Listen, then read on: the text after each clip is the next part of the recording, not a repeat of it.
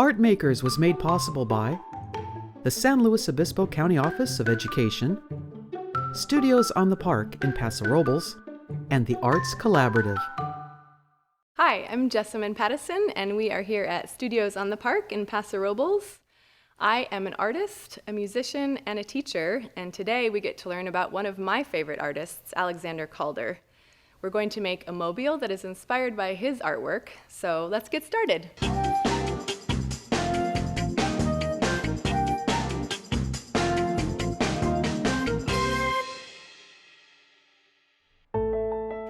Alexander Calder is an American artist best known for his mobiles, which are suspended artworks that are gently moved by air currents in space. He also created non-moving sculptures, as well as paintings, drawings, and jewelry. Alexander Calder came from a family of artists. His mother was a painter, and his father and grandfather were sculptors. At first, Alexander did not want to enter the family business of making art. His father said that Alexander was always ready to make something out of wood, string, wire, and other things that he found in his pocket. Since he liked to figure out how to make things, Alexander decided to go to college and study engineering. Engineers use science and math to build structures such as bridges, skyscrapers, automobiles, and airplanes. For a while, Alexander was an engineer, but he soon realized that he had a passion for art, and he went back to school. His first published artwork was a book about drawing animals. His style showed a simplicity of line and spirit. See how he captures the emotions and attitudes of animals in just a few quick lines? As a young boy, Calder often made his own toys, and he loved the circus. While living in Paris, France, Calder began to fabricate small, animated circus animals out of wire, wood, cork, and other found materials. Remember how young Alexander had string, wood, and wire in his pockets all the time? You can see how those childhood memories are influencing his art. At first, Calder brought his wire figures to life in front of a few friends, and they loved it. He added music to the performance and dramatically described what the animals, clowns, and acrobats would do next. In French, it was called Cirque Calder, or Calder's Circus, and it became a big hit. It was performed to crowds in Paris and New York. This is an archival film showing Calder when he was older, operating some of his circus performers.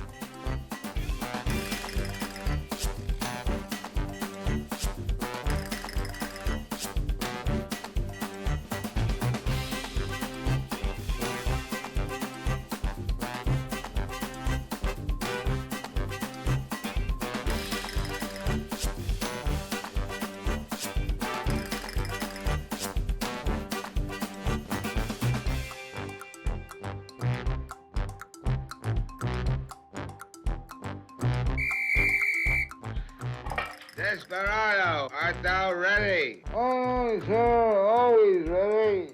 Then go!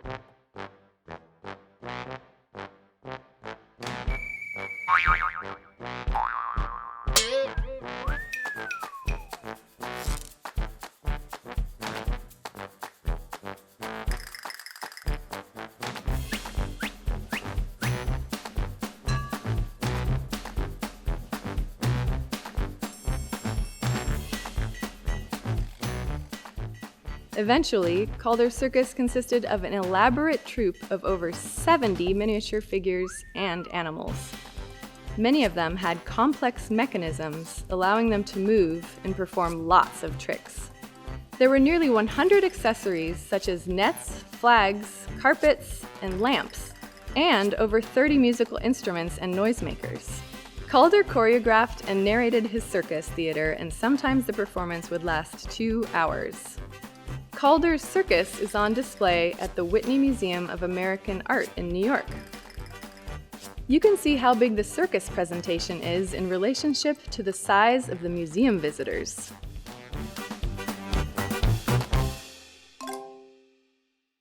Calder's work on his circus got him to thinking about movement in art, which would motivate him for his next chapter of creative expression. When we think about sculpture, we often think of a solid object. This is a sculpture from the time of the Romans called the Green Caesar. It is a static sculpture, which means it does not move. Alexander Calder was a pioneer in kinetic art. This is an art that depends on movement for its effects. The word kinetic comes from a Greek verb meaning to move. Kinetic energy is the energy of anything in motion, like a football being kicked or driving in an automobile. Did you notice the word mobile inside the word automobile? Mobile means that something can easily move. Around 1930, Calder began creating mobiles, which are suspended works of art that have motion. His artworks included motion in a way that no one else had before him. The mobiles are activated by the air current in a space. With this movement, his sculptures come alive. They remind us of movement in nature, such as leaves dropping from a tree, fluttering in the breeze. Calder's mobiles take on different forms as they move, so as the viewer watches it, it does not look the same. We can stand in one place, and the mobile moves for us, shifting into a new view. This is an art form that creates interaction between the mobile and the viewer that is not possible with a static sculpture. They may look easy to construct, but these mobiles actually require mathematical calculations to create balance. What does that mean? Here's a baby toy that shows what happens when one side has more weight than the other. This is called being out of balance. If Calder's mobiles had more weight on one side, they would have the same problem. When both sides have the same weight, the toy is balanced. Calder put his engineering knowledge to work to create balance. He engineered the mobiles so that gentle changes in the air current cause them to move, but still stay beautifully balanced.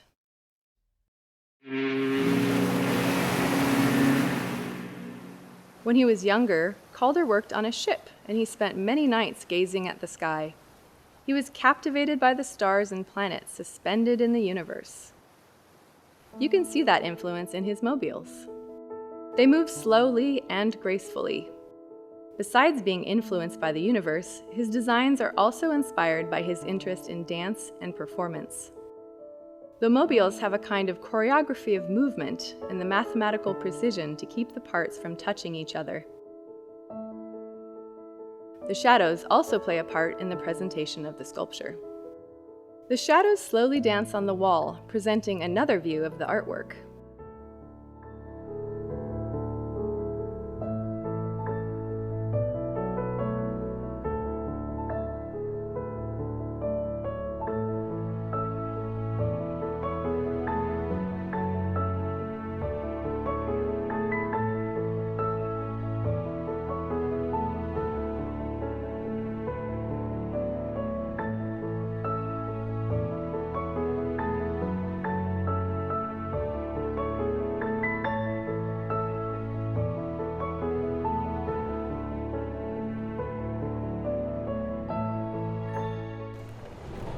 Alexander Calder was interested in reflecting on the fast pace of modern life.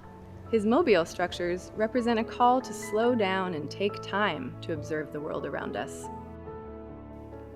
While Alexander Calder is known for his mobiles, he also created static sculptures called stabiles. Some of these sculptures are really big. In France, the red spider is 50 feet tall. And in Montreal, Canada, the man reaches 65 feet.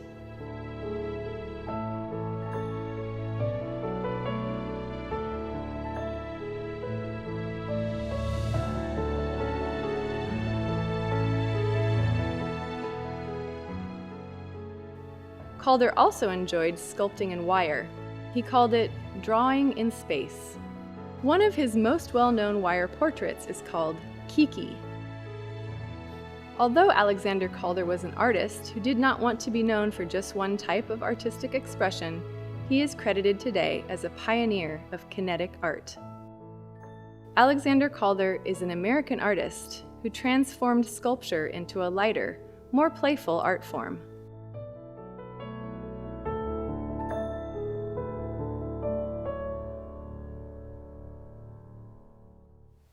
Hey guys, thanks for joining me. I sure love how Alexander Calder used movement in his artwork. We are going to also be making a mobile inspired by Alexander Calder's work.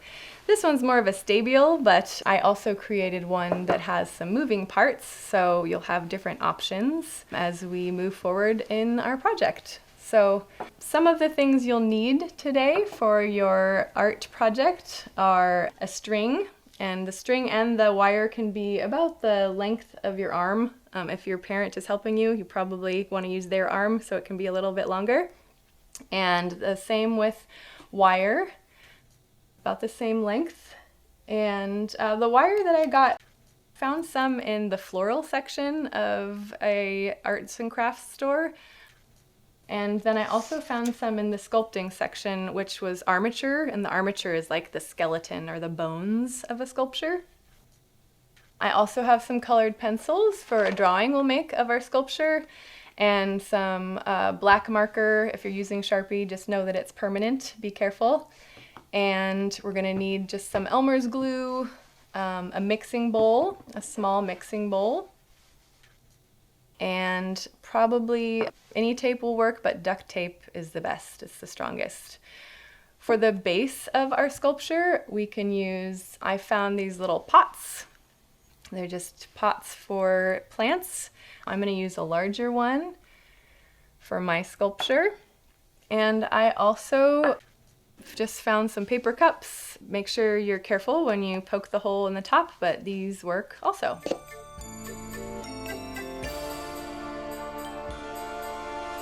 First, I just wanted to talk about the difference between a line and a shape, because we are using lines to create shapes. So, is this a line or a shape? It is a line. The sides are not touching. This is also a line, a wavy line. You can find them in different places around the house or in nature. And this is also open. Some lines have no end, that's in math, but in art, a lot of times they do. Dotted line, we won't be using this one today because we cannot make a dotted line sculpture. I got my curly Q line, and that one does look a little bit more like the lines we'll be using for our sculpture. And then straight line, diagonal line. You could make these lines in different parts of your body. This could be a straight up and down line with your body. And this one, is this a line or a shape? It is a shape because it is closed. The two sides of the lines, boop, come together and close. If you can put something inside of it and it can't get out, then that means it is a shape. All right, another shape that we're used to, square, triangle, three lines that make a shape.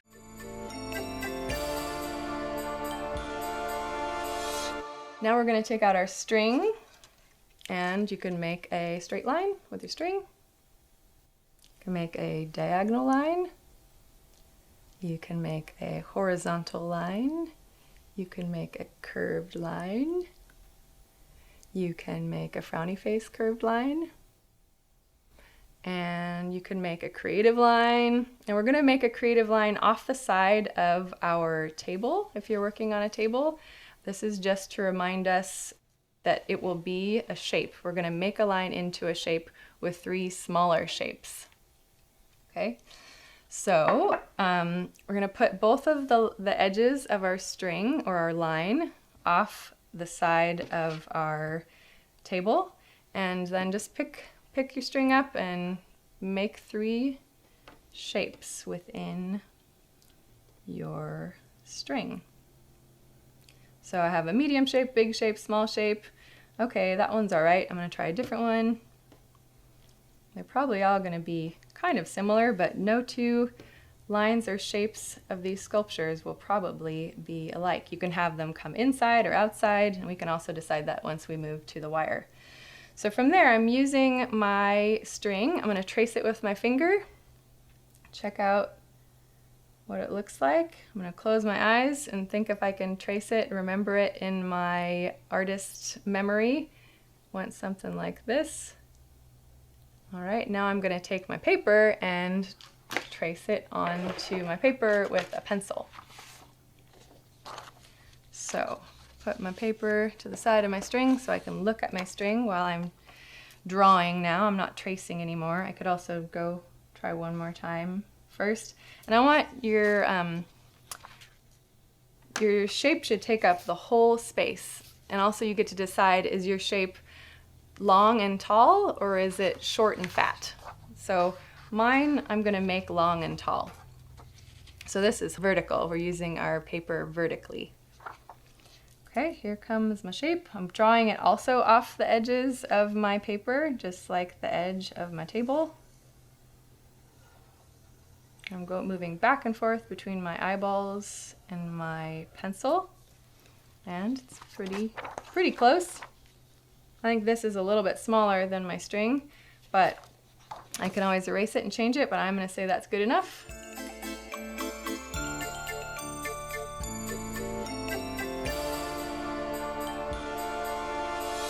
Okay, so now we get to make the armature for our sculpture. This is my base. So the base is like the feet of the sculpture where it stands.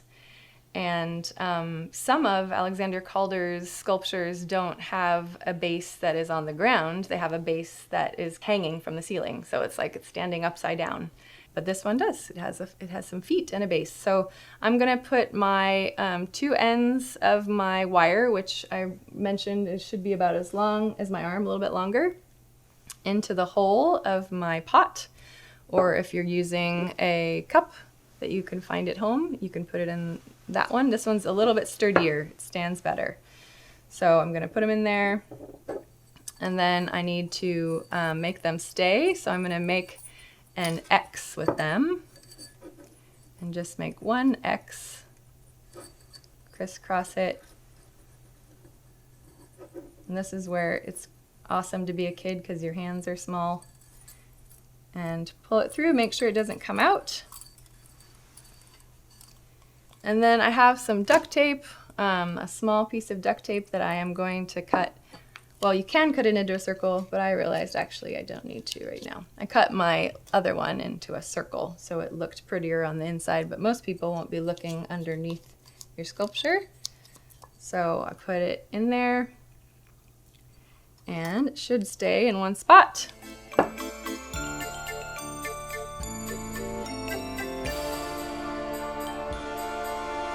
So I'm going to look at my drawing here and match it to my sculpture.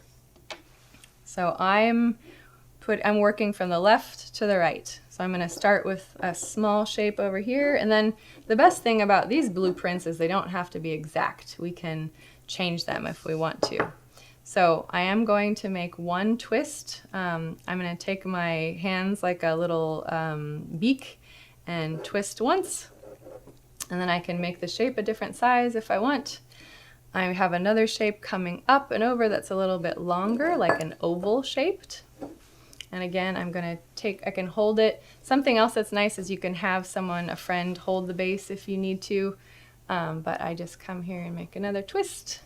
It's kind of funny shape, so I'm going to make it a little bit longer.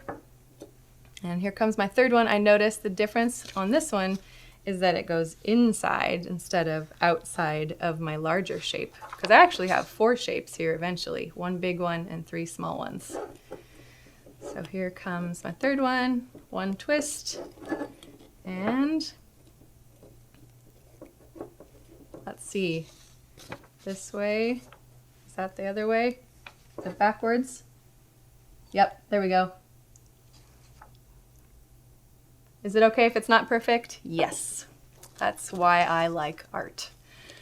Sometimes my mistakes turn into things that I like better than what I thought it should look like.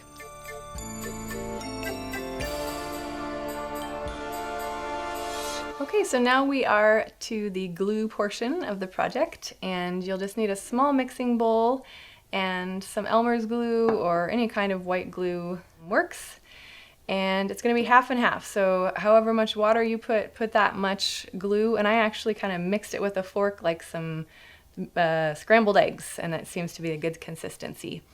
So my favorite part of this project, I was just telling a friend, is ripping fabric. So you can either use fabric for your strips that you are going to be wrapping around the small shapes. You can use some colorful magazine strips. You can make the edges either straight or jagged like that one. And I also tried it with tissue paper and ended up looking nice, but it did bleed into, that's an art term, it wasn't really bleeding. It bled into the glue. So if I wanted to put a different color of tissue paper in there, it made it look kind of funny. So then I thought, I have this cool just white linen fabric, maybe I could put food color into the glue. So that's an option too, if you wanted to do that.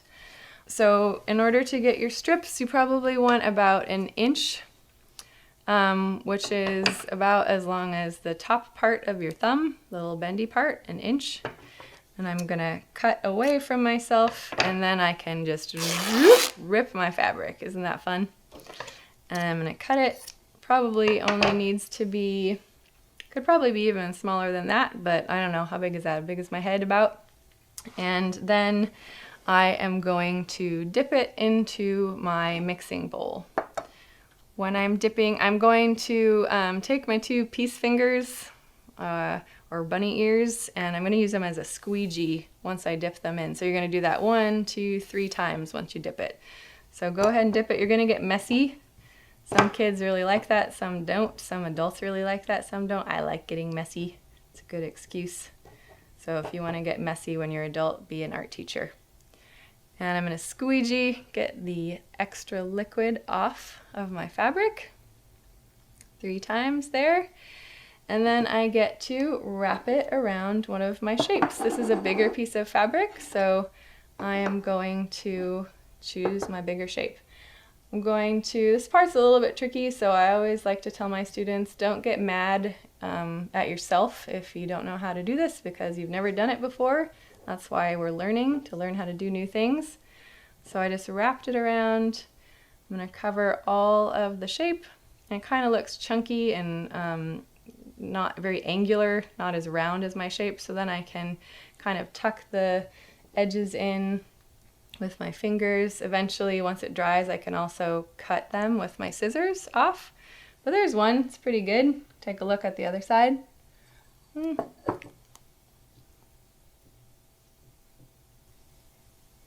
Okay, and here we go, second one. I think I'm going to make this one a little smaller because I don't need so much fabric.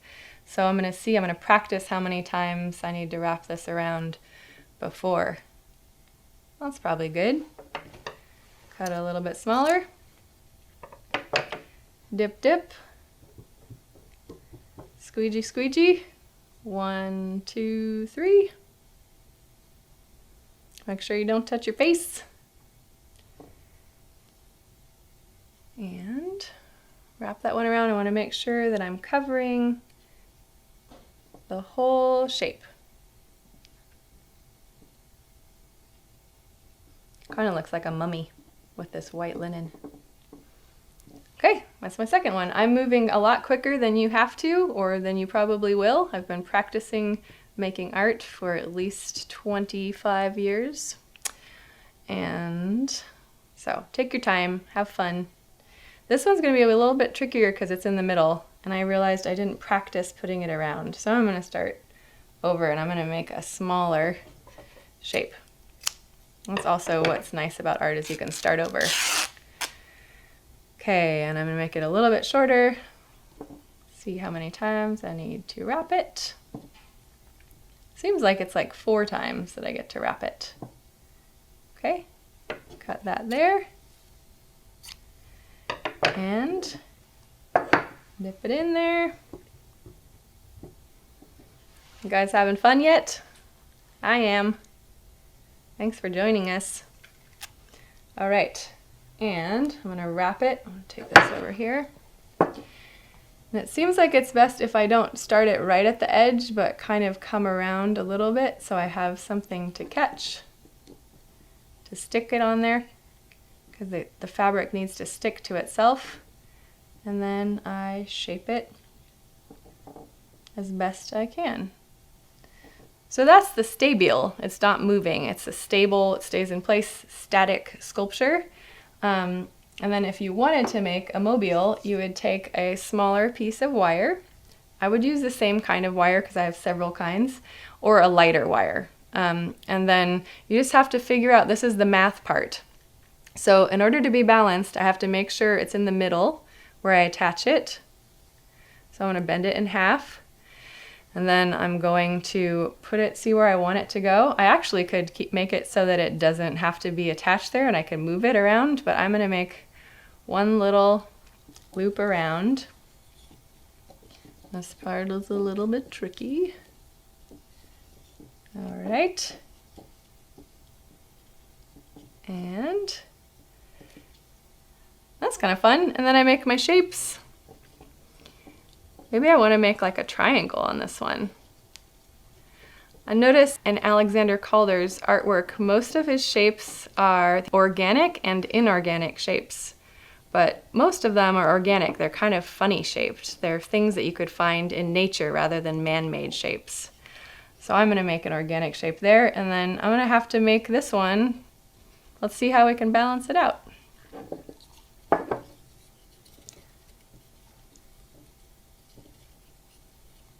And luckily we're going to cover it with some fabric because it doesn't look very pretty right now. Okay, let's see. Not only am I an artist, I'm a mathematician, guys. All right, well, I'm going to just leave it up to your imagination to fill in those shapes with your fabric. And then the last part of my project that I like to do is just draw my sculpture. So you can draw it on another piece of paper with pencil and then go over it with some Sharpie. And I like to color it in with colored pencils, the different shapes. And maybe you chose different colors for your shapes that you used, or you can make up colors that you like. Thanks for joining us today on Art Makers. I hope you go out and make some art soon because I love making art and I hope you do also.